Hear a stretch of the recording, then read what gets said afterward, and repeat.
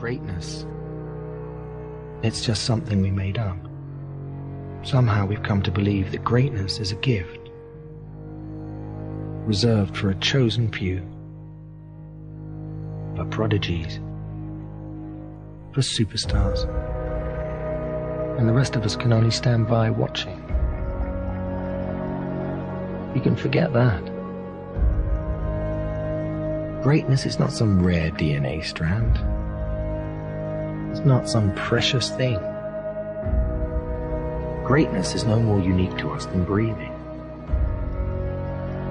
We're all capable of it. All of us. I always believe leaving no stone unturned. That's what makes you a champion. When you're out there partying, horsing around, someone out there at the same time is working hard.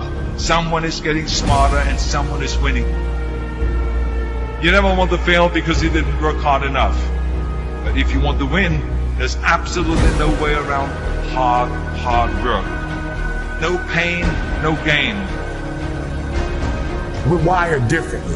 We have to set a goal that if we hit that goal, we're guaranteed to make sure all that other stuff in the middle is going to happen. Why 3 o'clock in the morning? Why don't you sleep? My appetite.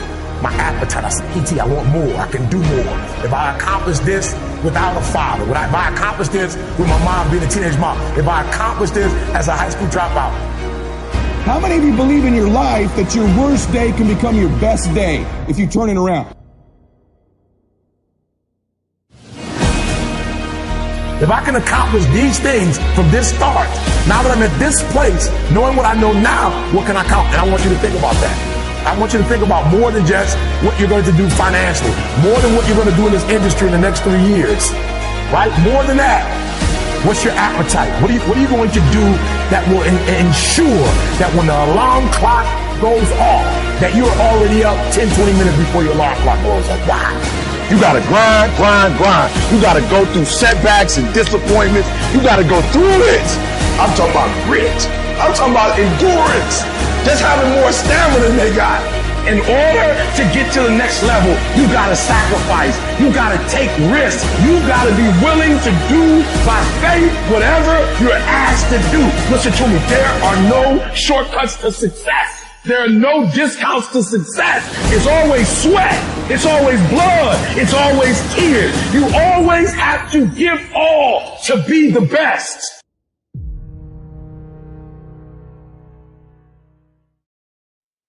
And I think it's important to remember, we talk about content is king. We hear that a lot. And I think if content is king, then context is the kingdom.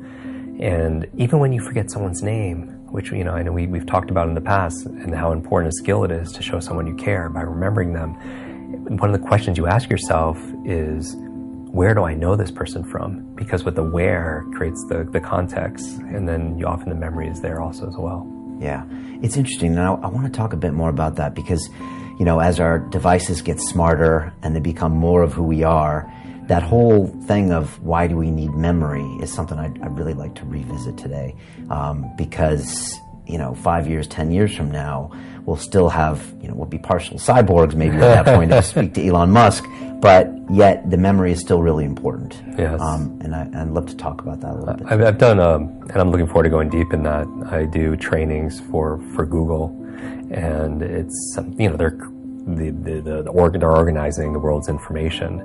And my mission really is helping people to remember the important parts of it, because memory is a force multiplier.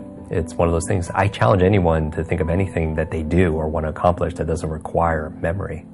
Anything, whether it's kinesthetic body memory or remembering, like if we lost, look at the other end, if we forgot half of what we know or knew, half the words, half the people, half of our expertise, we wouldn't be very functional. Yeah. And so imagine if we could double our capacity to learn in a fraction of the time, then we become extremely productive and powerful. And I'm not talking about frantic fast. When I teach people how to read 2 or 3 times faster, I mean in efficiency and effectiveness. You can imagine when you were, great documentary, by the way, I remind, when you're training for something, your body, if you had some kind of physical challenge, or let's say we're walking up a hill, you could do it at a level of efficiency and effectiveness than somebody who wasn't in as physically in shape, because you're strong and you don't have to use as much energy. The same thing when I read, whether it's reading a book a day or people see me on stage, 100 people stand up and introduce themselves, and I recite everyone's name or large numbers or remember words. Numbers, they say. Everyone could do that, and it's not something. There's no such thing as a good or bad memory. There's a trained memory and an untrained memory, and this works no matter your age, your background, your career, your education, your financial situation, your gender, your history, your IQ. None of that matters. What matters is, just like with anything, is focus and putting in the work. And so it might not always be easy, but it's so worth it. It's like describing to somebody what a rainbow looks like that has never seen a rainbow, or describing what a rose smells like who's never smelled a rose. And that's, I believe people, my mission is, I believe people have genius inside of them. And I'm not talking about an IQ or number. I mean, they have strengths and talents. And I want to be able to create an environment where they could let it out, because the world needs more of that.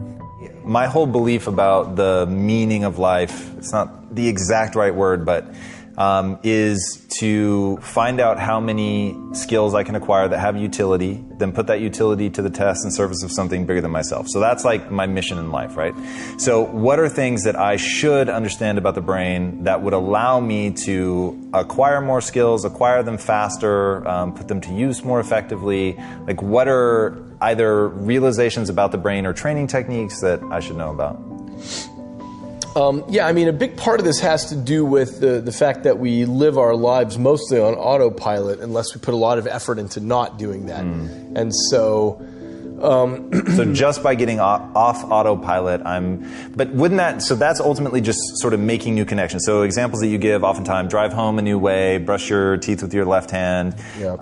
And I certainly do feel the impact of that. Like, from a stave off neurodegenerative decline, that seems to make a lot of sense. And you've talked about the nuns who donated their brains to science. Why, I don't know, but that's incredible. And all of them, right, had like early stage dementia, but they showed no signs. Not all of them, but a much bigger percentage than anyone thought. About a third of them had Alzheimer's, but it wasn't clear when they were alive, because they were so cognitively active, because they were doing stuff.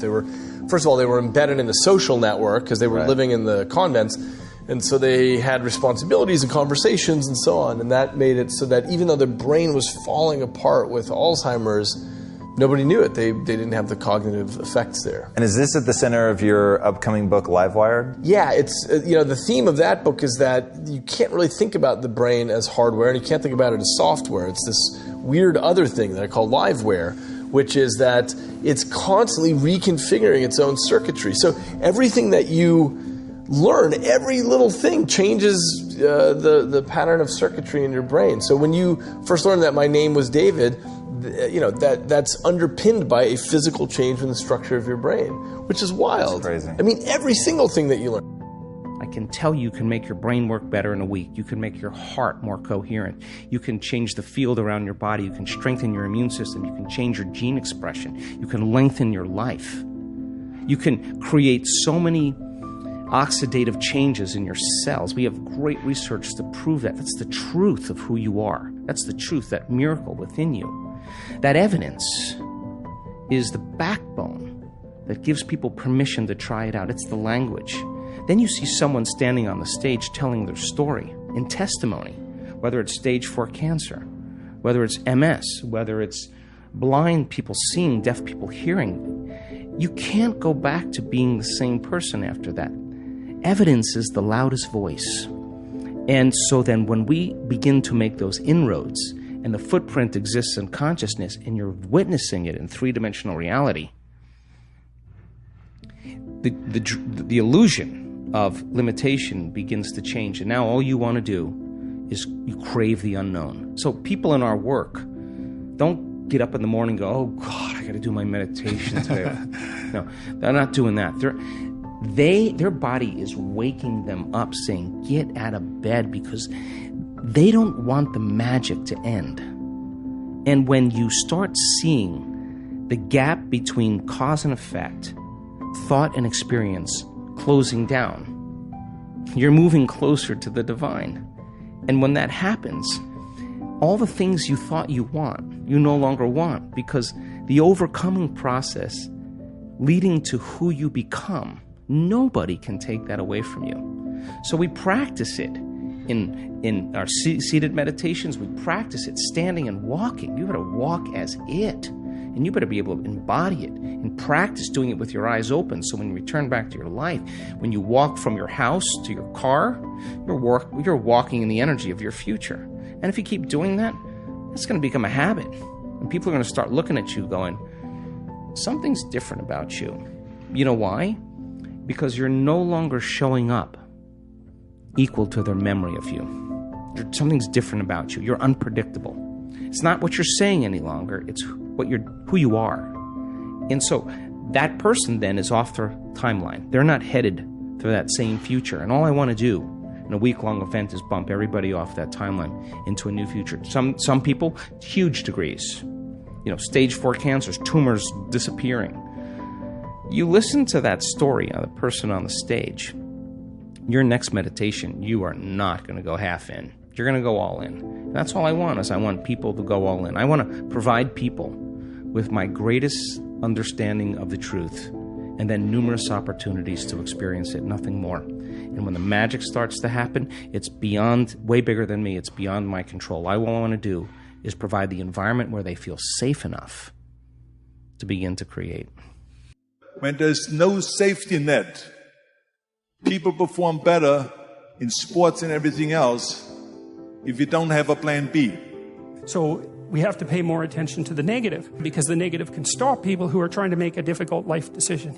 And maybe we don't need 10,000 hours of practicing courage, but we could become cognizant of how we let fear manifest itself in our daily lives, and instead counteract that so we could get past our fears and do the things that we're meant to do and be the people we're meant to be.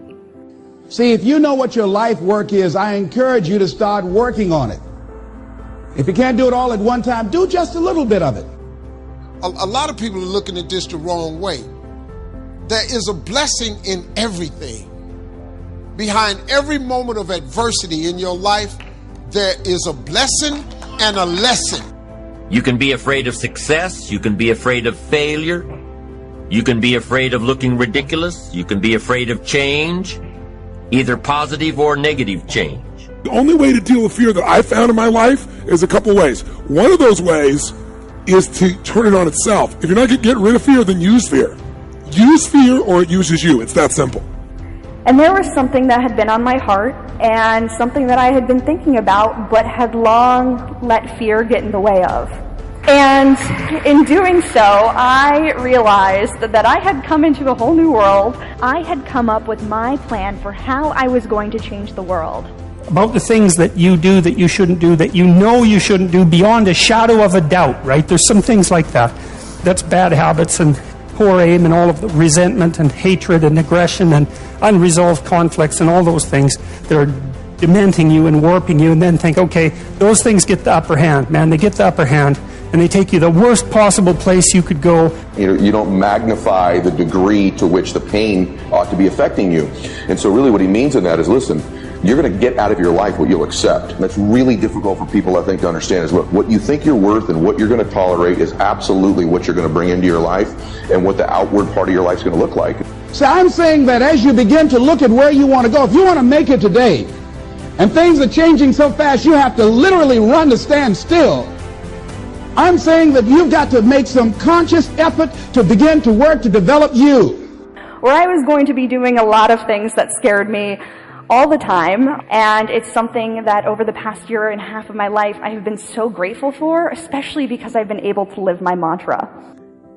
I've been designing and redesigning and redesigning and redesigning, right? And looking at the blueprint called me and what works and what doesn't work, and embracing what works and embracing what didn't work.